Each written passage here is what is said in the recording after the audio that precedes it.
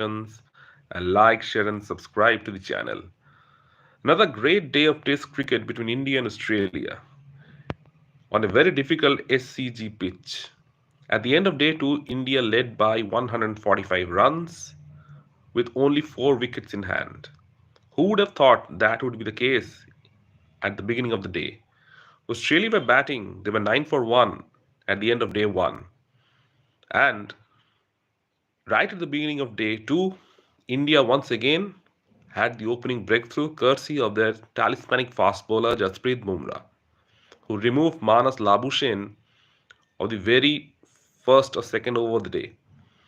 Once again, India were rallying back. This time, it was not only Bumrah. For most of the series, most of the other Indian bowlers, they were struggling. But Mohammad Siraj this time provided the perfect support to Jasprit Bumrah. Australia were struggling in the beginning. Siraj removed Travis Head and Sam Constance in the same over. They were 39 for 4 before Steve Smith and debutant Bo Webster put on a beautiful partnership, and they put on his runs almost 50 runs together before Smith was dismissed just at the stroke of lunch. That was 4 wickets in a session for Team India. Smith, who was beautifully caught behind in the slips by KL Rahul of Prashid Krishna. Krishna once again started very poorly, but gradually as the game went on, he got better because India needed him. An unfortunate thing occurred right after lunch as Jasprit Bumrah walked off the park. The whole of India must have had their hearts in their mouths. What happened to Bumrah? He has had plenty of bowling throughout this series, and it was only a moment of time before it finally caught up with him. While the game was going on in the middle, all eyes were on Bumrah. As he left the field, an ambulance was there. He was going for scans, and the whole of India waited about the results. What was going to happen? It almost seemed like a foregone conclusion that India were more or less out of the game. If Bumrah didn't bowl in the second innings, then India didn't have any chance or don't have any chance whatsoever of mounting a comeback. But then again, before that could happen, they had to bowl Australia out in the first innings. Australia were batting beautifully with Webster and Carey. It looked like they were going to take the game away from India once again. But the rest of the bowlers finally stood up.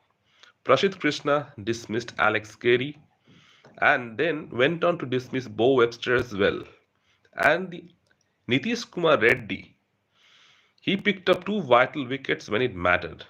He picked up Pat Cummins and Mitchell Starc. Cummins had already been a thorn in India's flesh in the last test where he scored 40 odd runs in both the innings. Reddy dismissed him. And who would have thought that India would have a lead of 4 runs in the end of the first innings? But as it was evident, the pitch was very difficult one for the batsmen, and with the kind of bowling that Australia possesses, and with most of the Indian top order without in any sort of form whatsoever, it's going to be difficult for India to to actually set a total for the Australians. But Yashasvi Jaiswal got the innings off to a brilliant start. 4 boundaries in the very first over of Mitchell Starc. That was the aggression that the Indian batting order needed. But with that reckless amount of shots, it was only a matter of time before Australia would get their wickets. India got off to probably the best start in the last couple of test matches. They raced to 40 for no loss within 7 overs. And then came Scott Boland. Boland, who had not been a part of the Australian lineup because of Josh Hazlewood, ever since he has got into the team, he has proved to be more effective than Josh Hazlewood. And as he came into the bowling, he dismissed KL Rahul with an absolute beauty. That was followed by his dismissal of Yashasvi Jaiswal in the very next over with an equally good delivery. Once again, it was Scott Boland running through Team India. And it was once again looking like that India would going to collapse. Collapses in the Indian team have been very frequent in the last couple of test matches, most notably in the last match where India couldn't bat for 34 overs and were bowled out in a session. Then Rishabh Pant came into bat. People have criticized Rishabh Pant for his approach in the last test matches and in fact in the couple of test matches where he has thrown his wicket away. Even in the last test at Melbourne, it was his wicket that started the Indian collapse.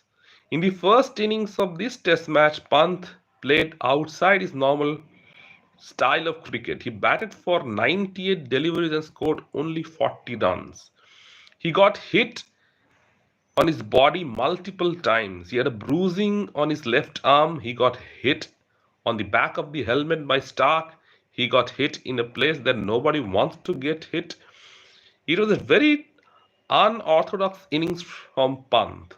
And this time around, when he came into bat, it looked like he had already made up his mind that he was not going to follow the textbook approach of cricket. And of the very first ball, he steps down to Scott Boland and hits him for a six right over long on. Sunil Gavaskar had hugely criticized Rishabh Pant for his aggressive approach and throwing his wicket away. That would be right at some point of time, and India, still after losing three wickets, would have thought Pant would play a little bit more responsibly.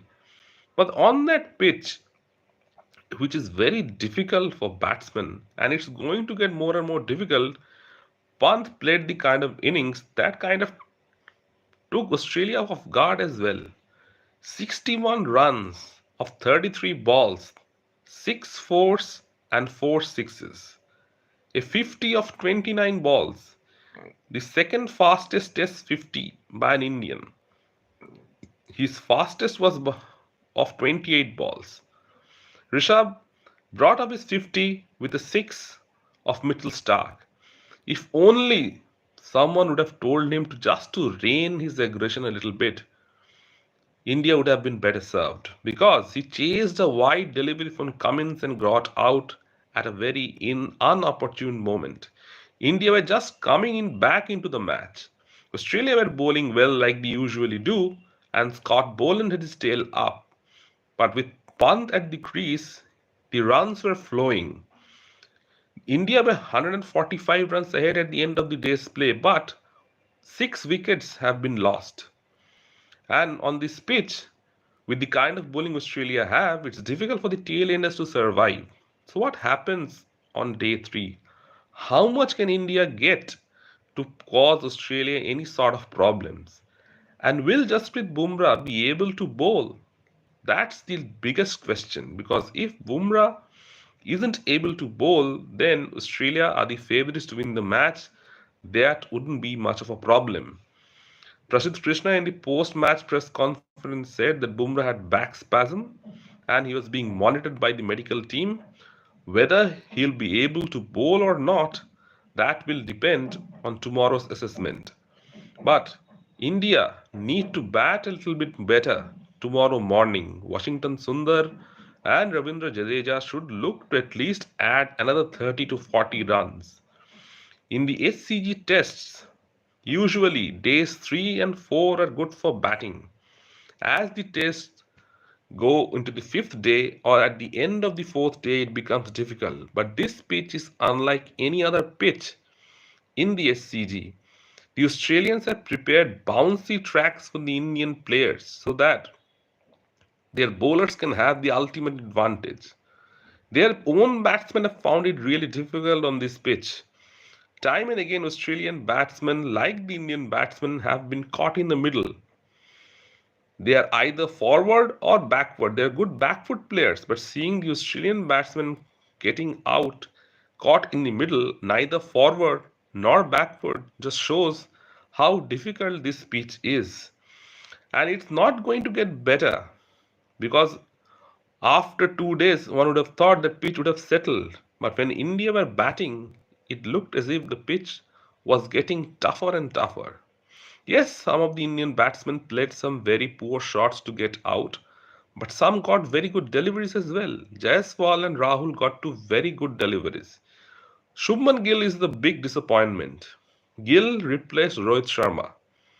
A lot of debate was there going into this test how Rohit playing the test match and Gill being dropped was unfair for Gill. But the dismissals in both the innings just shows how much poor Shubman Gill has been in test cricket. He hasn't scored runs in overseas conditions for many times now, for many matches rather. He averages only 30 in overseas conditions. For a young player, that's extremely low.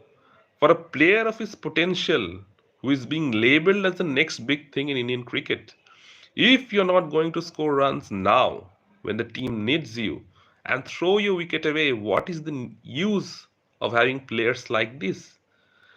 The selectors preferred him over a seasoned veteran like Cheteshwar Pujara.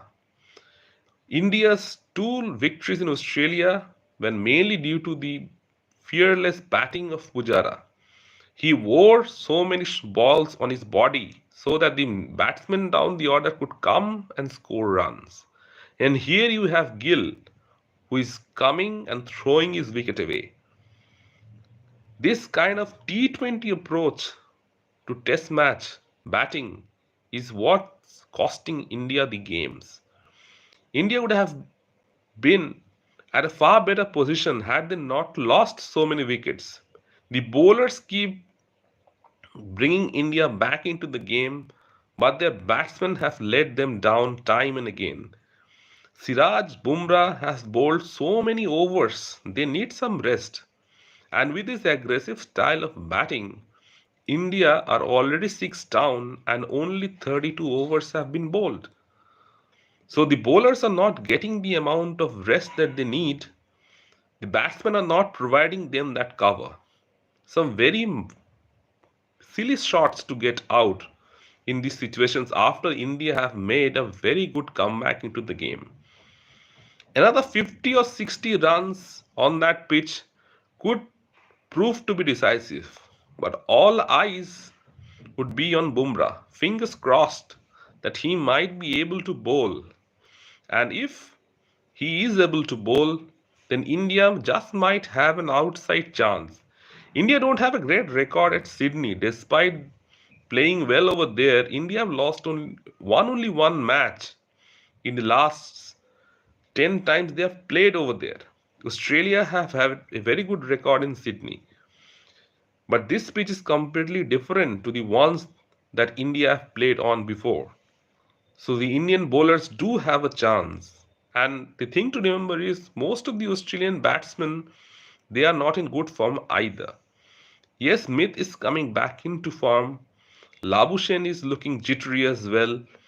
But it's the middle order that has provided runs for Australia when it has mattered. Bo Wester in his debut match has looked very good. And Alex Carey has scored some quick runs in the series which has proved to be decisive. And down the order, Pat Cummins have been very impressive with the bat as well. He has scored some vital runs which have proved to be decisive when it mattered. But the difference between the two teams in the last couple of games has been Scott Boland. Boland, who doesn't feature regularly for his state team Victoria, has been the main destroyer for Australia. He has got the wood over Virat Kohli. He has dismissed him 5 times. And once again, in the second innings, he dismissed him in a similar fashion like he did in the first. Virat looks a shadow of his former self. He doesn't know how to leave the balls, and the confidence is a huge key. He's got out in this series playing the balls outside the off stump. Not one ball was hitting the stump. The Australians have done their homework to him. It's a shame that a player of his caliber has not been able to find a way out from this difficult line and length. Steve Smith, who was out of form when the series began, gradually has battered himself into form. And Virat Kohli, who began the series with a century, finished the tour with a single digit score once again. This might be the last time that both Virat and Rohit play in Australia. And it has been a difficult tour for both of them. For Kohli, he has been booed for majority of the tour, but today when he got out, the Sydney cricket ground gave him a standing ovation. Perhaps they even realized that it was the last time they would ever see Virat Kohli play in Australia. Despite what Kohli might have done, the run in with Sam Constance, the erratic behavior that he's known for, it's a proven fact that he is loved by Australians as well. Svenny, it's a bittersweet moment for them. They want Australia to win, but they also have come to see Virat Kohli score some runs. But unfortunately, that didn't happen much this series because Kohli was out to single digit scores most of the time. Even Rohit Sharma, a great of the game who has scored plenty of runs in white ball cricket in Australia, dropped himself for this test match just to see that the Indian cricket team gets a better crack at the Australian team. But unfortunately, his substitute Shubman Gill couldn't live up to the challenge. In an interview with Star Sports, Rohit stated he is not heading into retirement as most people would have thought. He's just sitting out this one game. But in Australia, it's perhaps the last time we would see Virat Kohli and Rohit Sharma. It has been a great privilege to see these both players play for as long as they have played, but it's time for the next generation. It's time for them to retire and pass the baton on to the next generation of players. India, plenty of players in their ranks. Players like Shai Sudarshan, players like Devdutt Padikkal, Ruturaj Gaikwad are waiting in the wings. It would have been nice if some of them have got a chance in this match.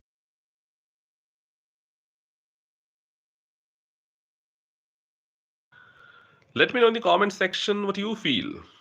And if you like the content, please like, share, and subscribe to the channel.